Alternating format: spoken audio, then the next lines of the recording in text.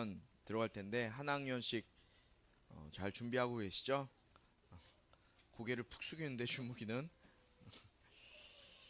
우리 지난주에 율법학자가 예수님을 찾아와서 유대인들의 수많은 율법 중에 예수님 가장 중요한 율법이 그럼 무엇입니까? 라고 예수님께 질문을 했어요. 그때 예수님께서 신명기 6장 4절 5절 쉐마의 말씀을 가지고 제일 중요한 계명이 뭐라고요? 제일 중요한 계명이 뭐라고요? 첫 번째, 예수님이 말씀하신 제일 최고의 계명 뭐라고요? 하나님을 사랑하는 것. 두 번째는 내 이웃을 내 몸과 같이 사랑하는 것. 하나님 사랑, 이웃 사랑에 대한 말씀. 그러니까 율법 중에 가장 중요한 말씀이 무엇이냐? 바로 사랑이라는 것을 주님께서 말씀해 주셨어요. 그런데 주님께서 이 신명기 6장 쉐마 이스라엘이라는 말씀을 하시면서 거기에 하나를 덧붙여서 말씀하셨다 그랬어요. 그게 무엇이에요? 뜻을 다하여, 내 목숨을 다하고 힘을 다하여, 그 다음에 뜻을 다하여, 하나를 더 덧붙이셔서 뜻을 다하여 주 너희 하나님을 사랑하라 라고 말씀하셨어요. 이 뜻을 다하여의 속뜻은 무엇입니까? 너의 진심을 다해서, 너의 진짜 속마음을 다해서 하나님을 예배하라 라고 사랑하라 라고 말씀하셨다 그랬어요. 우리가 예배할 때 우리가 진심으로 예배하는가? 여러분 마음 가운데, 여러분 삶 가운데 한번 자문해 보시길 부탁드린다고 말씀드렸어요. 내 마음을 다해서 정말 내가 예배하는가? 아니면 습관적으로 형식적으로 그냥 이 자리에 나와서 예배하지 않는가? 한번 우리는 생각해 볼 필요가 있습니다. 예배의 본질, 신앙의 본질은 무엇입니까? 내가 예배하고 신앙하는 이 신앙의 본질이 뭐예요? 나를 구원하신 그 주님의 은혜에 대한 감사, 그리고 기쁨, 그것으로 주님 앞에 나와 예배하는 거예요. 우리의 예배 가운데 감사와 기쁨이 넘치는 예배, 진심으로 주님 앞에 드려지는 예배, 진리로 예배하는 우리 모두가 되길 주님의 이름으로 축복합니다. 자, 오늘 본문 말씀은 짧아요. 우리 본문 말씀 함께 읽도록 할 텐데요. 마가복음 12장 35절부터 37절까지 말씀, 3절 말씀이에요. 어저께 또 찜질방에서 자갖고 많이 피곤한 친구들이 있는데 그래도 좀 예배 시간에는 좀 깨서 함께 말씀을 들었으면 좋겠어요. 옆에 조는 친구들 좀 깨워주시고요. 우리 예배 드리러 왔죠? 함께 말씀을 읽도록 하겠습니다. 우리 한 목소리로 35절부터 37절까지 읽도록 하겠습니다. 시작. 예수께서 성전에서 가르치시면서 물으셨습니다. 어째서 율법학자들이 그리스도를 다윗의 자손이라고 하느냐? 다윗 자신이 성령으로 감동돼 이렇게 친히 말했다. 주께서 내 주께 말씀하셨다. 내가 내 원수들을 내 발 아래 굴복시킬 때까지 너는 내 오른편에 앉아 있어라. 다윗 자신도 그분을 주라 부르는데 어떻게 그리스도가 다윗의 자손이 될 수 있느냐? 많은 사람들이 예수의 말씀을 기쁘게 들었습니다. 아멘.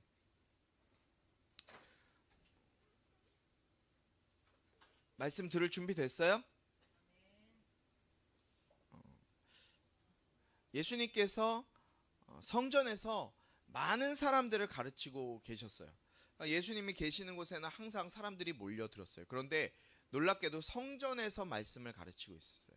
예수님을 배척하고 예수님을 좋아하지 않았던 사람들이 있었던, 그런 제사장과 대제사장이 있었던 성전에서 말씀을 가르치고 계실 때 많은 사람들이 몰려들었어요. 그런데 이 말씀을 들으러 온 사람들, 주로 어떤 사람들이에요? 유대인들이었어요. 유대인들. 이 보통의 일반 사람들이 예수님의 말씀을 듣기 위해 모였던 거예요. 그런데 그때 보통 일반 사람들, 그리고 이 유대인들은 굉장히 전통에 젖어 있는 사람들이죠.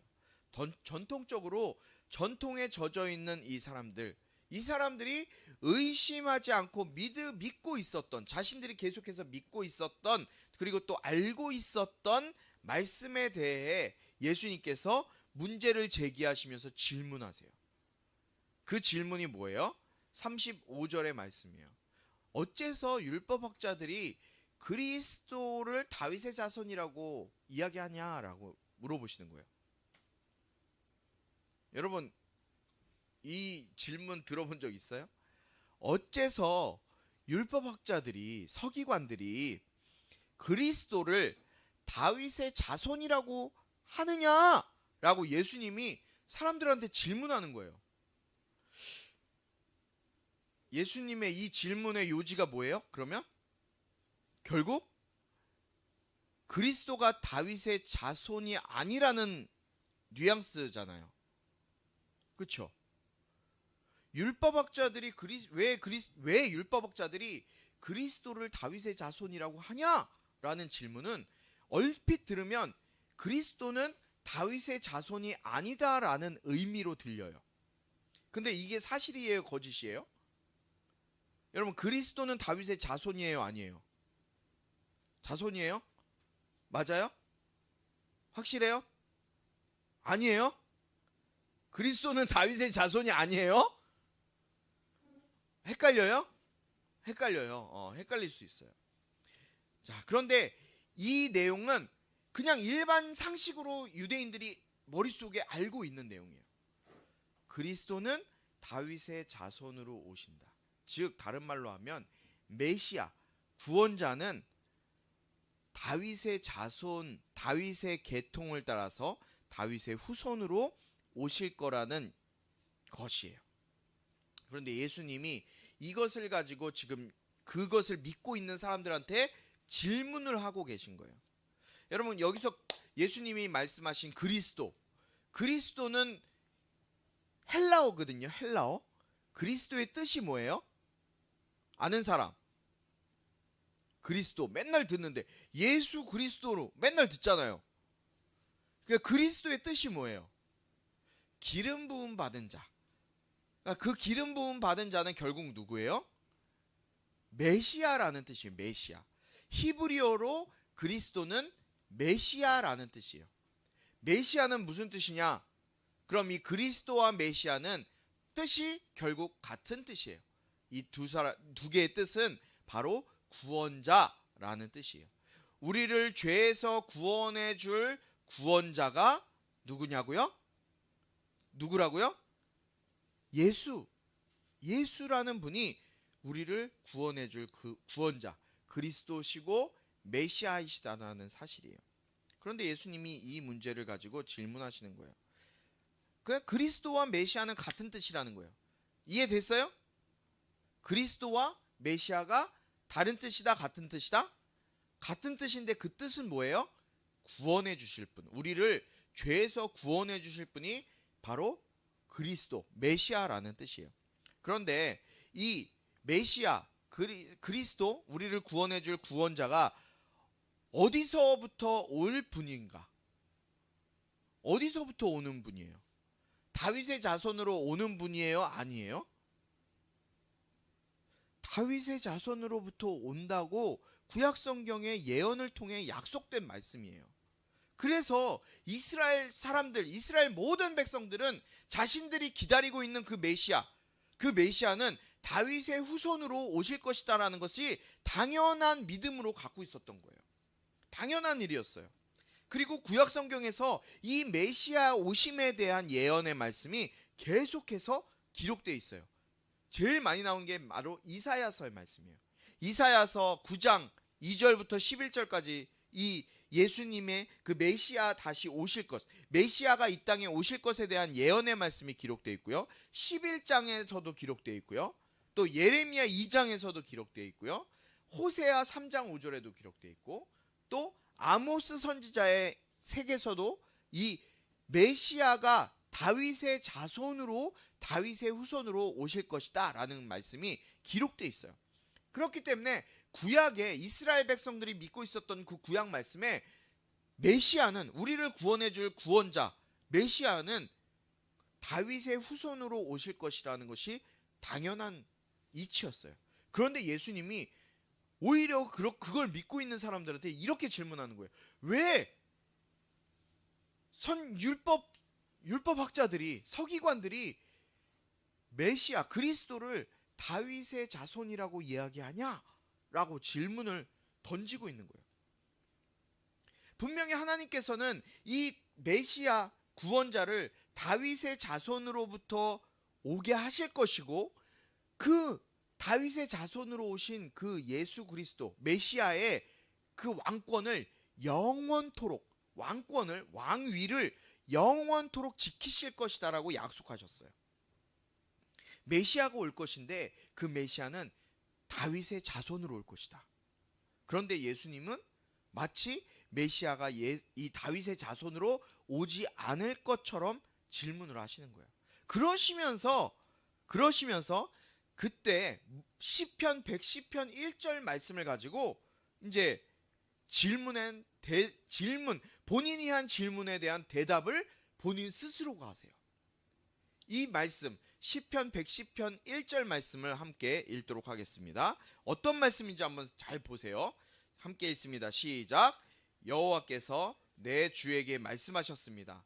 내가 내 적을 내 발의 발판으로 삼을 때까지 내 오른편에 앉아 있으라. 아멘. 오늘 말씀 뭐예요? 36절 나오고 있죠. 36절에 다윗 자신이 성령으로 감동돼 이렇게 친히 말했다. 주께서 내 주께 말씀하셨다. 내가 내 원수들을 내 발 아래 굴복시킬 때까지 너는 내 오른편에 앉아 있어라. 같은 말씀이에요. 예수님이 지금 시편 110편 말씀, 이 말씀을 가지고 말씀하는 거예요. 이게 무슨 뜻이에요? 110편 말씀이 시편 말씀이 첫 부분 36절부터 보니까 다윗 자신이, 이제 목사님이 풀어서 설명해 줄게요. 다윗 자신이 성령의 감동을 받아서 예언하고 있어요. 성령의 감동을 받아서 시편 110편을 쉽게 풀이하면 이런 거예요. 뭐 히브리어 본문으로 이해하면 굉장히 쉬워요. 다윗이 성령에 감동되어서 다윗 자기가 스스로 말하는 거예요. 지금 그러면서 뭐라고 자기가 얘기를 하냐? 야훼 하나님께서, 내가 말하기를 여호와께서 라고 이야기할 때 이 여호와는 누구냐? 야훼 하나님이에요. 그러니까 우리가 하나님이라고 부르는 그 하나님께서 내 주께, 여기 내 주께, 앞에도 내 주고 뒤에도 내 주예요. 헬라어 성경에 보면 그렇게 돼 있죠. 주께서 내 주께라고 돼 있는데, 이것은 앞에 있는 내 주는 하나님께서, 뒤에 나오는 건 내 주께, 뭐냐? 아도나이라는 단어예요. 아도나이. 내 주께 말하기를, 즉 다윗이 이미 시편에서 메시아를 주라고 했다라는 거예요. 그러니까 하나님께서, 여러분 어렵죠? 조금 헷갈릴 수도 있어요. 그런데 이걸 이해해야 이 본문이 이해가 돼요. 몇 절 안 되지만 왜 이 말씀을 하고 있는지를 여러분들이 잘 기억하셔야 돼요. 목사님이 쓸데없이 어려운 말 하는 거 아니에요. 이 말씀이 굉장히 중요하기 때문에 그래요. 다윗이 내 주께서 내 주께 말씀하셨다라고 이야기한 것은, 내 주께서, 하나님께서 누구에게 말씀하신 거예요? 메시아 그리스도 예수께 말씀하셨다는 거예요. 다윗 시대에 하나님께서 메시아에게 말씀을 이미 하셨다라는 거예요. 그러니까 다윗이 느낄 때 어때요? 다윗은 하나님이 지금 메시아 그리스도에게 말씀하셨다. 내가 내 원수들을 네 발 앞에, 메시아의 발 앞에 굴복시킬 때까지 너는, 메시아 너는 내 오른편에 있어라. 하나님의 오른편에 있어라 라는 말이에요. 그러니까 다윗이 지금 자기가 하나님으로부터 어떤 음성을 들은 거예요? 다윗 시대에 메시아가 있었다라는 것을 지금 이야기하고 있는 거예요. 그래서 다윗이 메시아 그리스도를 내 주라고 고백했기 때문에, 야, 다윗이 메시아 예수님을 내 주라고 고백했는데 어떻게 메시아가 다윗의 자손이 될 수 있느냐라고 말씀하시는 거예요. 이게 말이 되냐? 자, 예를 들어서 생각해 보세요. 목사님이 만약에 민성이가 내 아들이잖아요. 내 아들인데 내가 민성이한테 내 주님 이렇게 얘기할 수 있어요? 내 아버지 이렇게 얘기할 수 있냐고요. 민성이한테. 아니죠. 불가능하죠. 그런데 다윗은 지금 그걸 경험했다는 거예요. 아니, 예수님은 아직 태어나지도 않았는데, 메시아는 오지도 않았는데, 다윗 왕이 이미 예수님을 보고 내 주님이시오 라고 고백하고 있다는 거예요. 왜 어떻게 고백한 거예요? 성령에 감동되어서 고백을 하는 거예요. 왜 이렇게 기록되어 있는지는 유대인들의 전통을 보면 알 수가 있어요. 유대인들은 여호와라고 기록되어 있는 이 성경 기록된 부분을 읽을 때 이것을 읽지 않아요. 여호와라는 단어를 읽지 않아요. 성경에서. 왜 안 읽으냐면 너무너무 거룩한 이름이고 귀한 이름이기 때문에 감히 인간이 여호와의 이름을 부를 수 없다라고 생각을 해서 이것을 뭐라고 썼느냐 하면 아도나이라는 단어로 썼어요. 그리고 거룩한 존재인 이 하나님 이름을 쓸 때 이 성경에 필사를 하거든요. 필사. 책을 쓸 때도 여호와의 이름이 나오면은 자기의 몸을 다 씻어요. 옷을 벗고 씻고 붓을 바꿔요. 그리고 씻고 예배하고 하나님 앞에 예배하고 와서 쓰는 거예요. 그래서 이 아도나이라는 단어가 하나님이란 단어인데도 아도나이로 표현된 것이 바로 이 헬라어 성경, 그리고 헬라어 성경에서 라틴어 성경으로 번역됐고 이 라틴어 성경이 독일어에서 영어에서 중국어, 중국어에서 우리나라 말로 번역되면서 지금 우리가 이렇게 읽고 있는 거예요. 그러니까 어려울 수밖에 없는 거예요. 우리는 몇 번의 번역을 거치니까. 원래 기록되어 있는 그 말씀을 보면 더 쉽게 이해가 되는 거예요. 자, 그러니까 지금 다윗이 하나님께서 메시아, 다윗이 내 주께라고 얘기했던 그분이 누구냐? 메시아라는 거예요. 이미 와 계신 메시아다. 그렇기 때문에 예수님을 다윗의 자손으로만 알고 있던 유대인들에게 예수님께서 이 질문을 그냥 던지시면서 해석까지 해주시는 거예요. 무슨 뜻일까요? 그런데 사람들이 예수님이 이 하시는 말씀을 너무 기쁘게 들었다고 마지막 38절에 기록되어 있어요. 37절 마지막 부분에 많은 사람들이 예수의 말씀을 기쁘게 들었습니다 라고 기록되어 있죠. 왜 이렇게 기쁘게 들었을까요? 율법학자, 서기관들은 자기의 율법, 자기들의 전통을 가지고 자신들이 가르친 내용 그대로 그냥 사람들한테 뭐라고 얘기하냐면 야, 그냥 믿어. 대놓고 믿어. 그냥 이게 기록되어 있으니까 믿어야 돼. 그냥 믿으면 돼 라고 얘기를 했던 거예요. 그러니까 무슨 의미인지도 모르고 유대인들이 이 말씀은 이 말씀이구나 하고 그냥 받아들였다는 거예요. 그런데 예수님께서 이 말씀을 해석해 주고 있는 거예요. 오늘날 교회에도 이런 것들이 많이 있죠. 그냥 대놓고 믿어. 교회 다니면 이건 믿어야 돼. 그냥 무조건 믿어야 돼. 라고 이야기하는 경우가 있어요. 그런데 저는 무턱대고 믿는 신앙은 옳다고 생각하지 않아요. 여러분들 신앙생활 하면서 교회 다니면서 의문이 들고 궁금증이 생기는 것들이 반드시 있을 거예요. 그런 것들은 찾아내고 물어보고 확인해야 돼요. 목사님도 다 알지는 못해요. 그러나 성령에 비추어서 성경 말씀을 통해서 우리가 깨닫고 알 수 있는 것들은 알아가야 돼요. 무턱대고 믿어라? 얼마나 무책임한 말입니까? 그런데 예수님은 성경 말씀을 통해서 성경 말씀을 해석하고 계세요. 그 말씀이 하시고자 하는 뜻을 정확하게 말씀해주고 있는 것을 우리가 볼 수가 있는 거예요.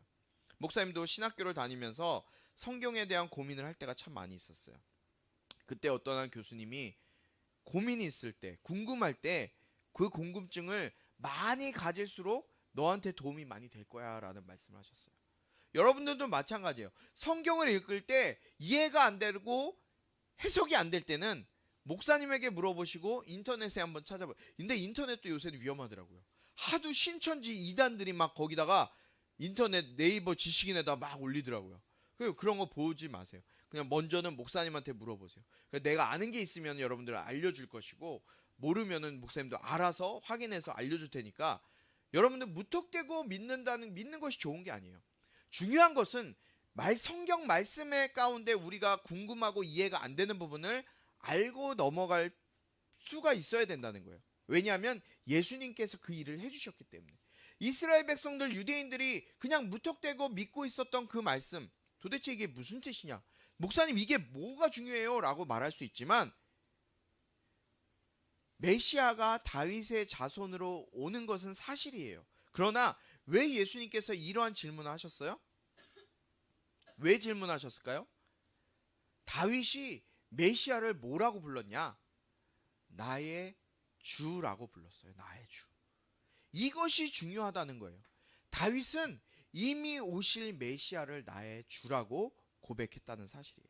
아직 오지 않은 그분이었지만 하나님 성령에 감동되었기 때문에 성부 하나님, 성자 예수님, 성령 하나님을 알고 있었던 사람이 바로 이 다윗 왕이었어요. 예수님은 자신이 그리스도로서 다윗과 아무런 관계가 없다는 것을 말씀하시려는 것이 아니라, 메시아는 다윗의 자손일 뿐만 아니라 하나님의 아들이시다라는 사실을 깨닫게 하시기 위해서 지금 이 본문 시편 말씀을 끄집어서 이 어려운 말씀을 해석하시고 있는 거예요. 그렇기 때문에 질문을 하신 거예요. 예수님께서 사람들을 향해 왜 이러한 도전의 질문을 하셨어요?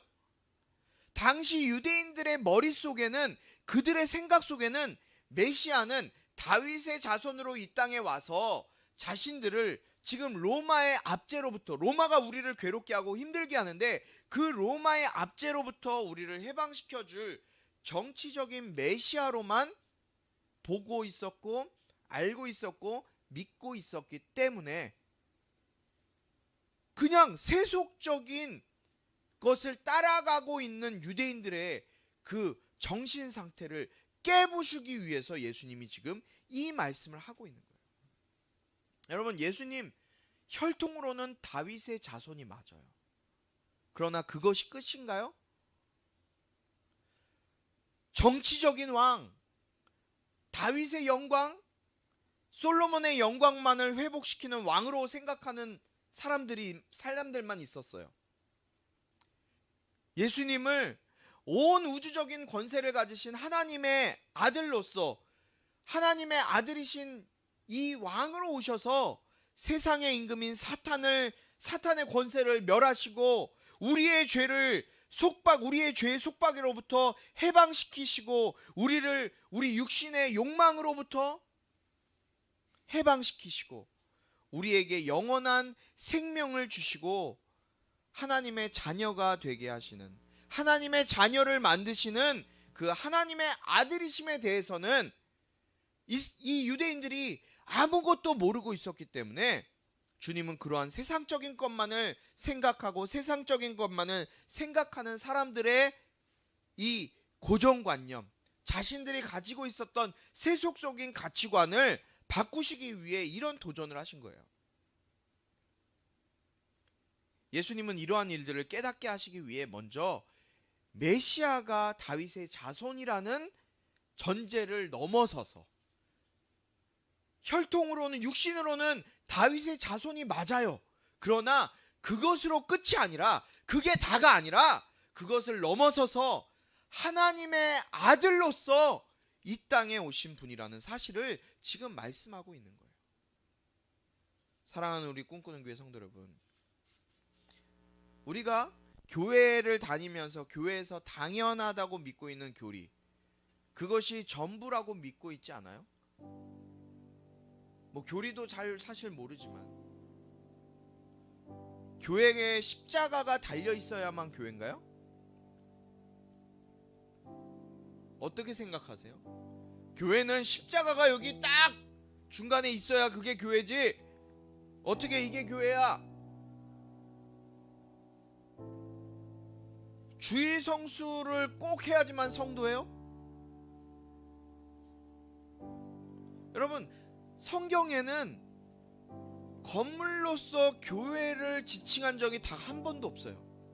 이 성경 말씀에 이런 건물을 교회라고 언급한 곳이 단 한 구절도 안 나와요. 성경에서 교회는요, 예수 그리스도를 나의 삶의 주인으로 영접한 사람들의 한두 사람이 주님의 이름으로 모인 그 사람들, 저와 여러분들, 예수님을 나의 구세주로 고백한 여러분 한 사람 한 사람이 교회라고 말하고 있어요.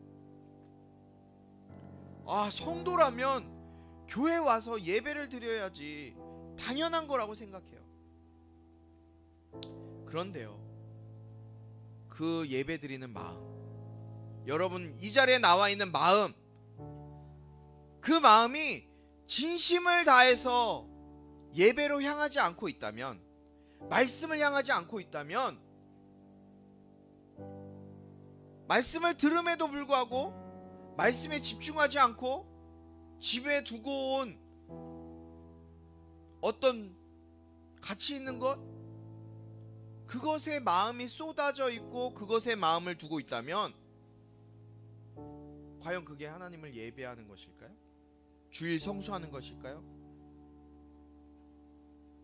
여러분, 주님은 우리에게 말씀하세요. 나는 이 땅에서만 잘 먹고 잘 살게 도와주는 그 너희들이 믿고 있는 우상이 아니야. 살아있을 때나 죽었을 때나 동일하게 나는 죄의 권세를 멸하고 죄로부터 너네들을 해방시켜서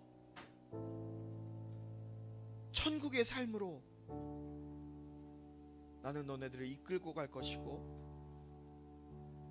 죽음에서 구원으로 너희들을 바꾸어서 난 너네들을 끝까지 천국의 삶으로 끌고 갈 거야.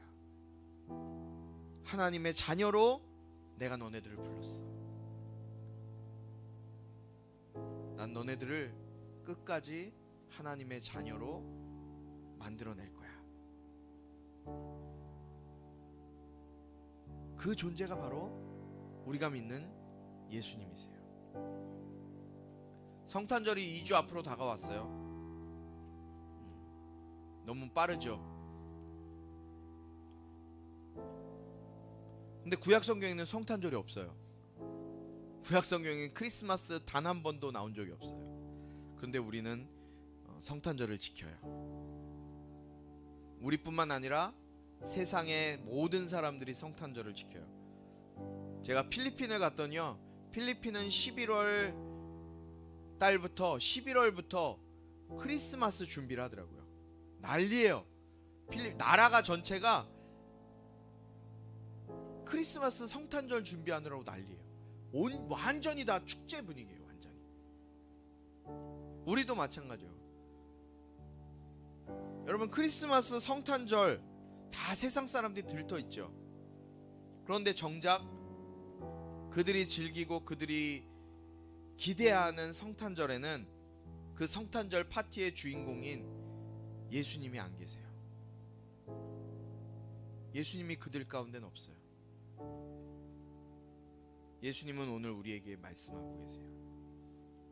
나는 육신적으로는 다윗의 자손으로 났지만 그것이 다가 아니야. 그것이 다가 아니라 나는 너를 구원하기 위해, 너를 살리기 위해 내가 너 대신 십자가를 지기 위해 이 땅에 태어났어. 예수님은 죽기 위해 오셨어요. 태어나시면서 예수님은 십자가의 그 고통을 당할 것을 알고 태어나셨어요.